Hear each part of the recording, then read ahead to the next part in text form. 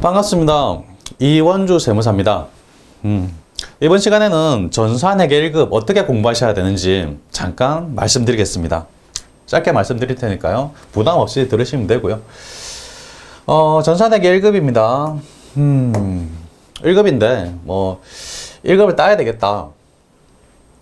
그런 분들 많으시죠? 그냥 회계를 처음 보는데, 전산회계 1급을 따야 되겠다라는 분들 생각보다 많습니다. 기초적인 지식이 없고, 전산회계 2급부터 거쳐오지 않고, 바로 1급을 따야 되겠다. 공부하는데 얼마나 공부해야 될까요? 밑도 끝도 없이 물으시는 분들 많은데, 저는 밑도 끝도 없이 대답을 해드릴 수가 좀 없고 곤란하긴 합니다만은, 그냥 대충 2달 생각하시기 바랍니다. 2달, 많게는 3달. 물론 제 강의를 매일 듣고 매일 복습한다는 조건 하에서입니다. 그런데 2급을 통해서 왔다. 2급 땄다. 그러면 한 달입니다. 권해드리기로는 2급 따고 그 다음에 1급 도전하시라고 권해드립니다.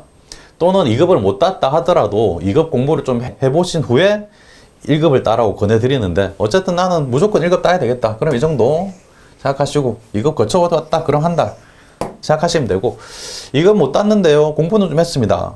그런 분들은 2급과 1급을 동시에 접수해서 동시에 시험 치고 동시에 취득하시기 바랍니다. 어차피 취직하려고 자격증 따는 건데, 하나라도 더 있으면 있어 보이고 이력서에 보기 좋고, 제 기분도, 따는 사람 기분도 좋고 그렇습니다. 처음 자격증 따가지고 신분증처럼 생긴 내 사진도 들어간 자격증 신청해서 하나 받으면 기분 진짜 좋아요. 그러니까 한번 1급과 2급 같이 도전해 보시는 것도 괜찮습니다. 전산회계 1급 시험 구성 이렇습니다. 이론 파트 30점이고 실무 파트 70점, 합해서 총 100점인데요. 100점 중에 70점 이상이면 합격하십니다.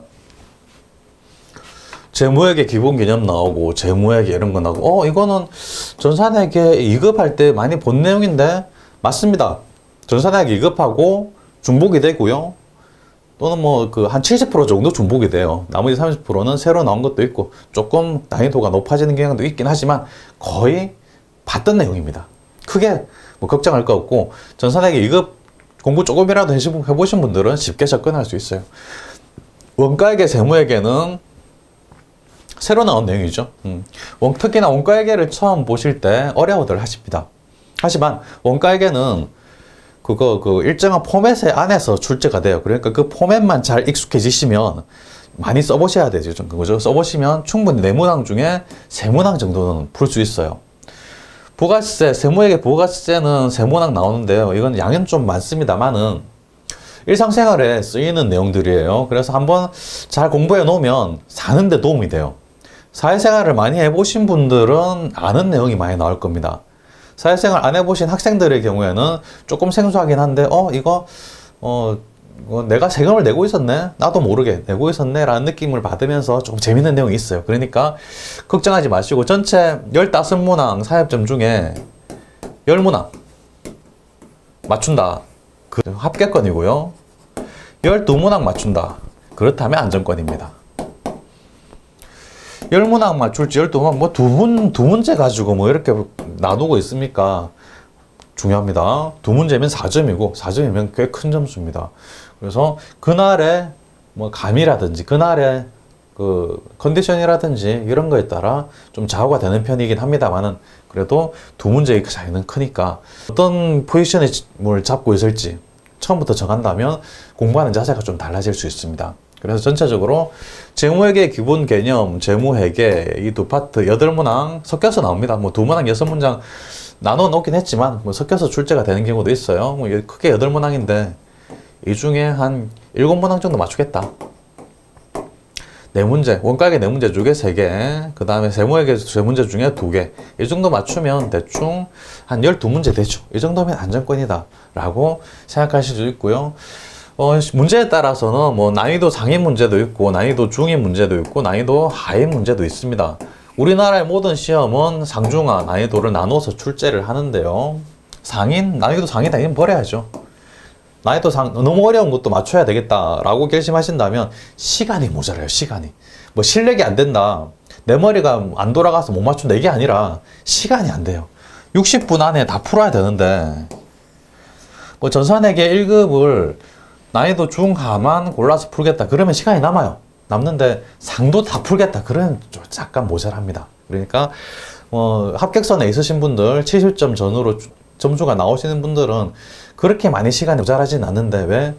공부를 하다 보면 난이도가 높은 걸 골라낼 수 있는 능력이 생겨요. 공부를 안 하면 못하면 골라낼 수가 없습니다. 그러니까 처음부터 난이도 장은 버려야지 라고 생각하신다면 공부를 열심히 하셔야 돼요.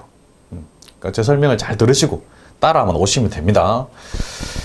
그 다음에 밑에 실무 파트 실점은 좀 이따 설명을 드리고요.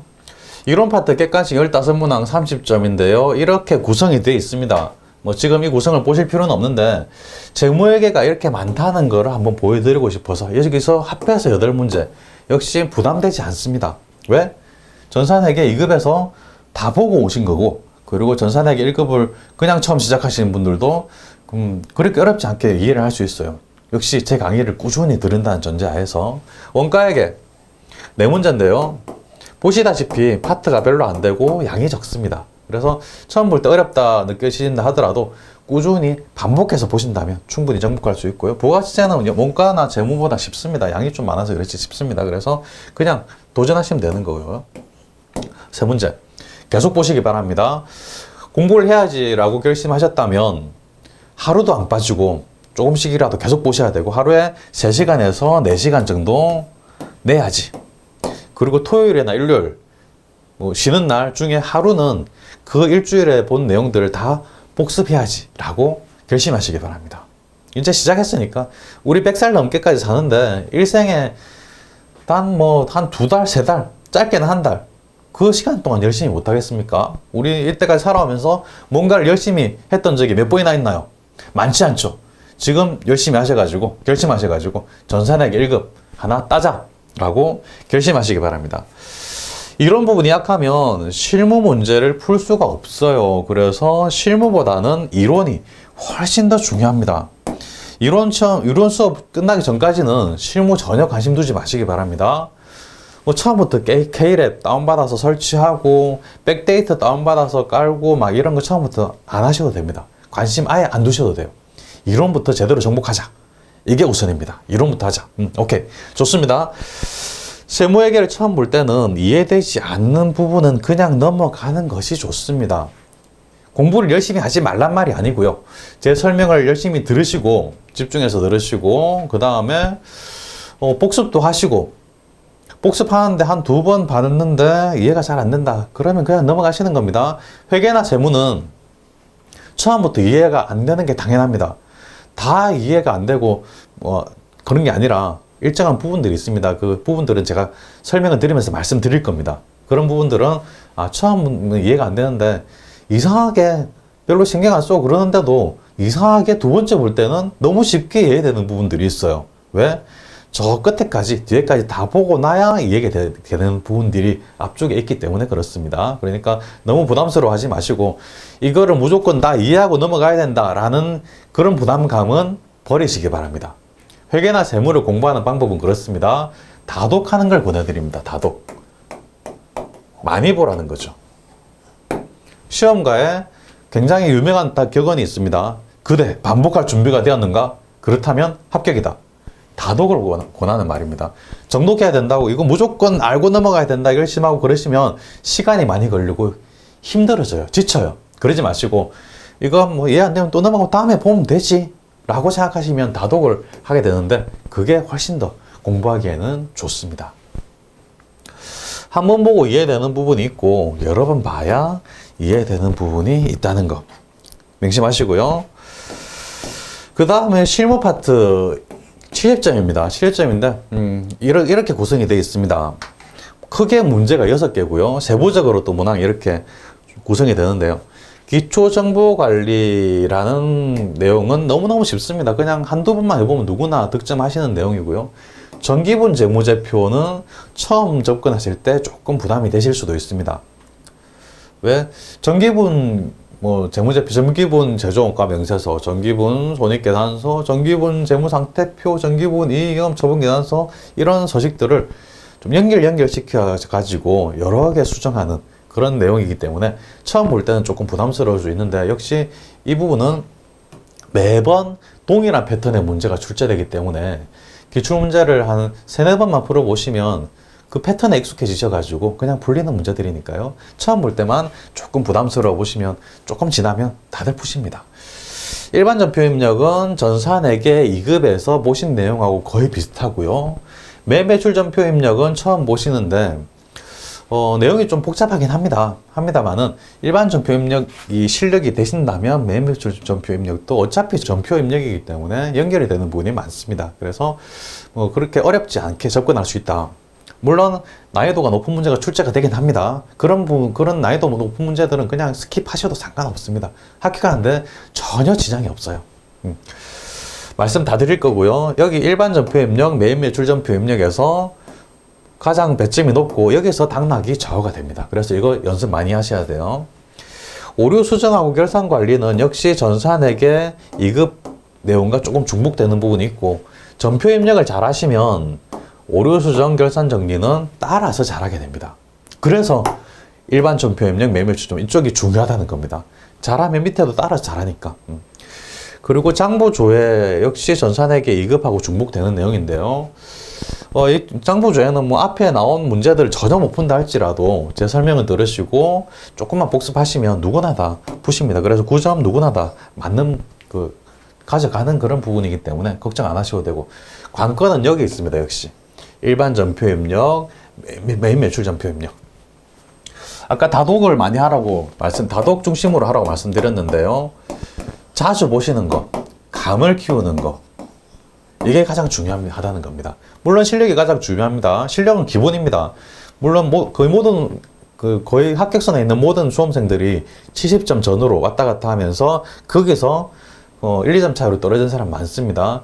감 때문에 그렇습니다. 그날의 컨디션, 감각, 그걸 키우기 위해서는 일단 이론 파트 제대로 공부하시고, 그 다음에 실무로 들어가면 실무에서 이론을 적용하시는데, 그것도 그 프로그램을 자주 만져보시는 게 중요합니다. 하지만 이론이 끝나기 전까지는 아예 쳐다보지 마시라는 거. 이론이 그만큼 중요하다는 겁니다. 마지막으로 기출문제를 어떻게 공부하냐라는 물음을 좀 하시는데요. 기출문제를 벌써 생각하실 필요는 없는데 간단하게 말씀드리면, 기출문제만 풀 수 있으면 합격입니다. 기출문제 이때까지 한 20년 넘게 전산세무회계 시험이 진행이 되어 왔고요. 벌써 이제 100회 전후로 계속 발전하고 있습니다. 어쨌든 지금까지 100회 전후로 시험 치기 때까지 모든 유형의 문제들은 이미 다 나왔어요. 새롭게 추가될 문제들이 없습니다. 그래서 최근에 2-3년 정도 내의 기출문제만 다 풀 수 있다면 무조건 합격입니다. 그래서 기출문제를 우리 책에서도 기출문제를 많이 실었습니다. 기출문제 풀 때는 60분 시간을 재고 푸셔야 되고요. 처음에 2회분 정도는 기출문제 풀기 전에 강의를 먼저 들으시기 바랍니다. 기출문제 강의. 기출문제도 쭉 다 풀어 드릴 텐데요. 먼저 들으시고 하시는 게 좋습니다. 왜? 어떻게 푸는지 푸는 요령을 알고 시작하면 훨씬 더 유리하기 때문에 그렇죠. 그 다음부터는 2회 정도는 강의를 듣고, 그 다음부터는 그냥 혼자 쭉 푸시는 것도 괜찮습니다. 혼자 쭉 풀고 시간 재고 풀고 나중에 혼자 채점하고 난 다음에 틀린 부분만 본문 찾아서 이래서 틀렸구나 라고 확인하시면 그때 학습 효과가 굉장히 높아집니다. 그때 한 10점 정도 올리는 사람들도 많이 있어요. 기출문제 풀면서. 그러니까 기출문제 풀면서 처음에 점수가 60점밖에 안 나왔네. 이건 공부가 부족한 게 아니야. 한 번 더 봐야 되나? 그런 생각 하지 마시고, 기출문제만 한 10회분 정도 푼다면 여기서 한 70점, 10점 정도는 올라가는 경우 굉장히 많습니다. 특히나 시험 일주일 전부터, 시험이 토요일에 많이 보고 일요일에도 보고 그렇습니다. 그 일주일 전부터는 매일매일 기출문제 1회분 이상 반드시 풀어보라고 권해드리는데, 제 생각으로는 3회분 정도는, 하루에 3회분, 적어도 1회분입니다. 적어도 1회분. 그 정도는 계속 반복해서 매일 풀어보시면 시험 치러 갔을 때 마음이 달라져요. 너무나 익숙합니다. 많이 본 문제들이 나오는 것 같고 편안합니다. 그래서 컨디션이 좋아지는 거죠. 감이 높아진다는 겁니다. 계속 감. 먹는 감이 아니고요. 감각, 센스. 이게 커진다는 겁니다. 그래서 기출문제는 아껴두다가 시험 일주일 전부터 하루에 최소한 하나 아니면 3개 정도 시간 재고 계속 풀어보고 틀린 거 체크하고 풀어보고 틀린 거 체크하고 이거 계속만 하셔도 10점 정도는 올릴 수 있으니까 그때 계속 반복해서 풀어보시는 거 그게 좋다는 거. 역시 기출문제 강의할 때 다시 설명을 드릴 텐데 간단하게 말씀드렸습니다. 전체적으로 전산회계 1급 공부하는 거에 대해서 말씀을 드렸는데요. 일단 결심하셨다면 매일매일 중요합니다. 매일매일 가능하면 4시간 정도. 시간이 진짜 안 난다. 그래도 30분 정도는 반드시 매일매일 보길 바라고요. 월요일부터 월화수목금 매일매일 보고 나서 뭐 토요일, 일요일 쉬는 날이 있다면 이 중에 하루만 정해가지고 일주일 동안 공부한 거 복습을 한 번 더 보시라는 거. 전체를 정리해가지고 한 번 더 보시라는 거. 이렇게 되면 제 강의 들을 때 한 번 보고 그날 복습할 때 또 한 번 보고 그리고 일주일 동안 정리하면서 또 한 번 보고 3회독을 하시는 겁니다. 학습 효과가 굉장히 뛰어납니다. 매일매일 반복하라는 거. 반복. 매일매일은 제 강의 들으시고 바로 복습하고 잠들기 전에 한 번 더 기억하고 한 번 더 책을 펼쳐봐도 되고 머릿속으로 되뇌어도 됩니다. 그렇게 되면 학습 효과가 엄청나게 올라갑니다. 그러니까 반복할 준비가 되었는가? 그렇다면 합격이다. 제 말 믿으시고 따라오시기 바랍니다. 여기까지 하겠습니다. 수고하셨습니다.